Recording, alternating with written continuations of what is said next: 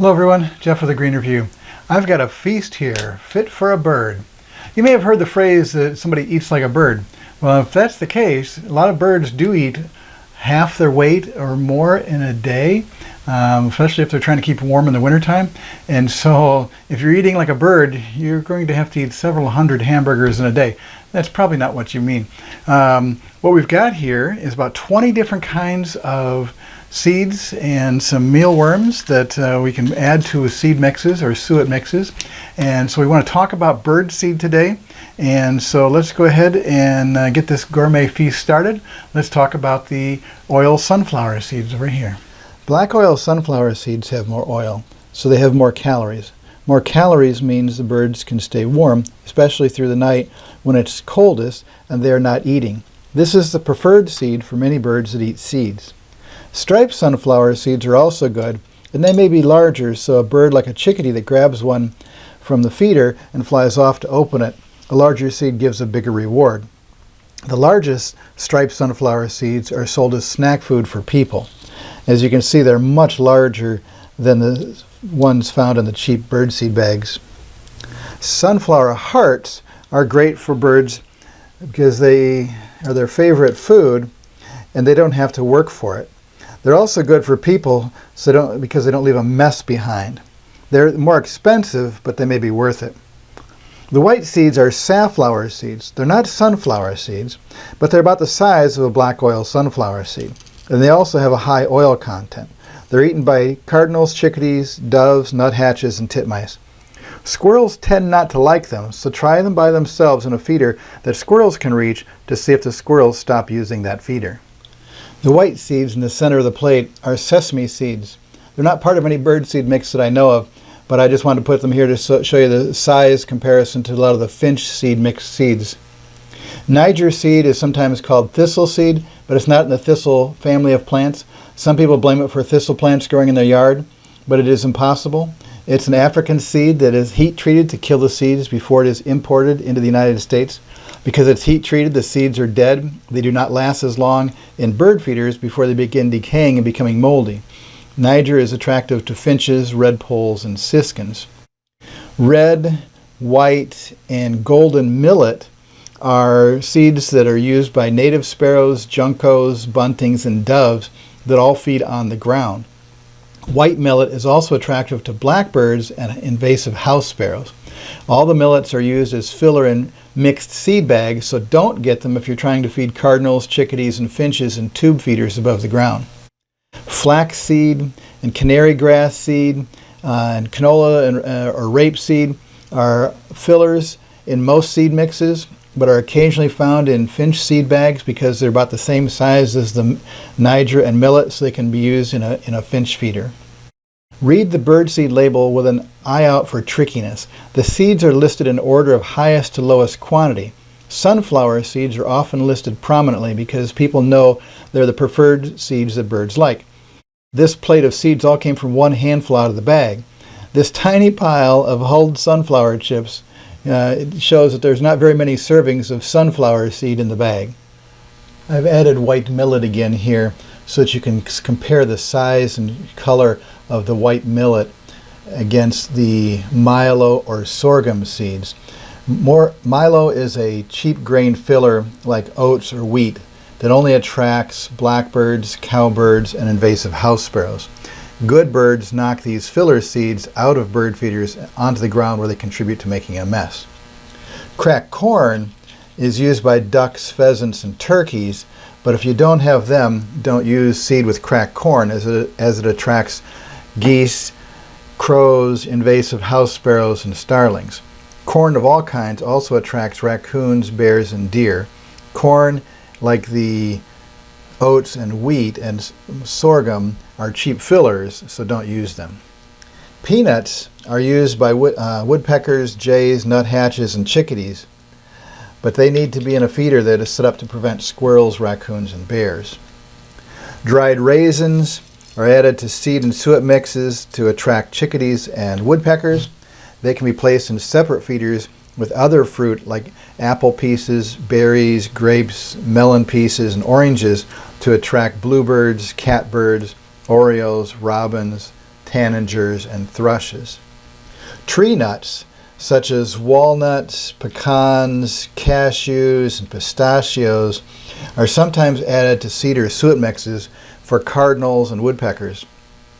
These nuts are often used after their freshness date has expired for use by people. They're also attractive to many mammals, so be careful when feeding them. Mealworms are the larvae of a beetle. Since all the seed-eating birds also eat insects, mealworms, alive or freeze-dried, will attract many kinds of birds. They can be placed in separate feeders or mixed into a seed mix or mixed into suet.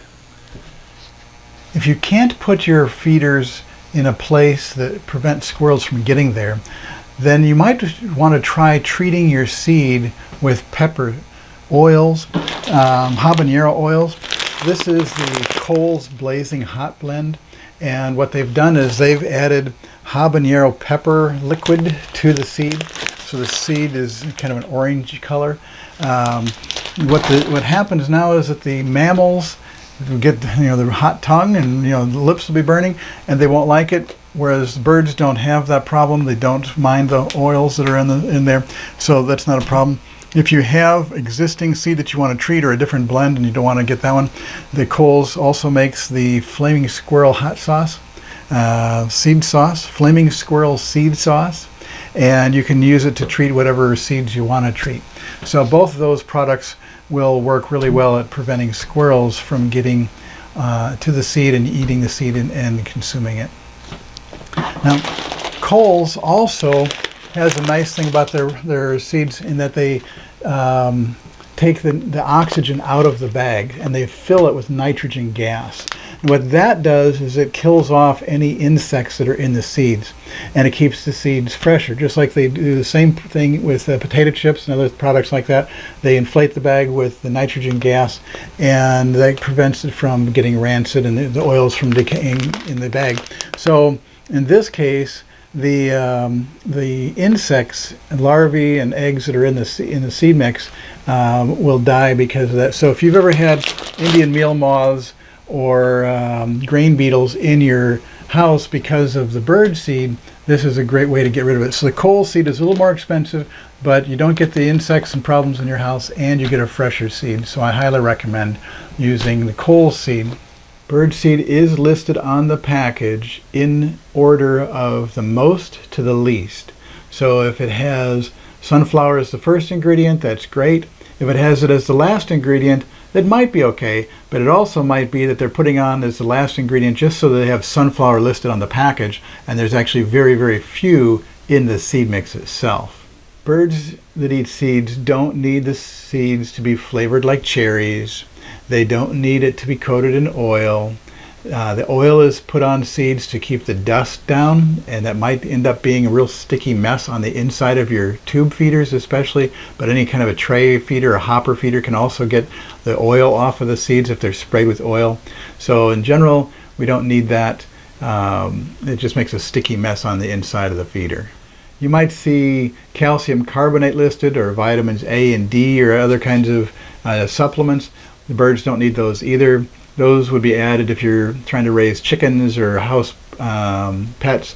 You might want to do that, but for wild birds, we don't need the sand or the grit in the seed mix, so we don't need calcium carbonate. A lot of times bird seed mixes are put together based on the price of the seed, and so if there's one kind of seed that's really cheap, that might end up being higher on the list of on the package.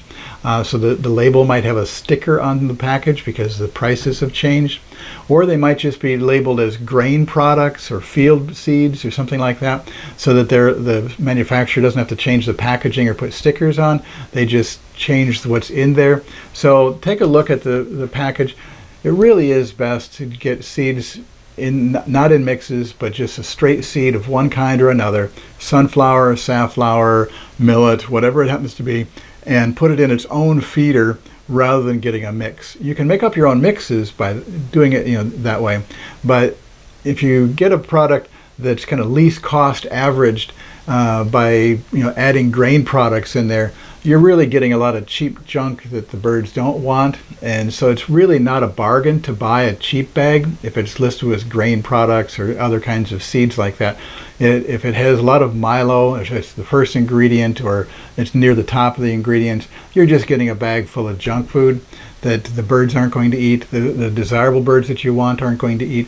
So stick with the sunflower seeds and safflower seeds, Niger and millet, and you're going to be much happier than getting a bag full of cheap seeds that have cracked corn, oats, wheat, grain products, things like that.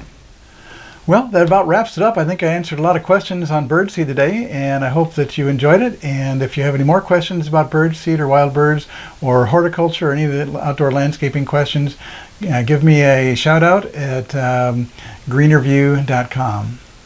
Thanks for watching.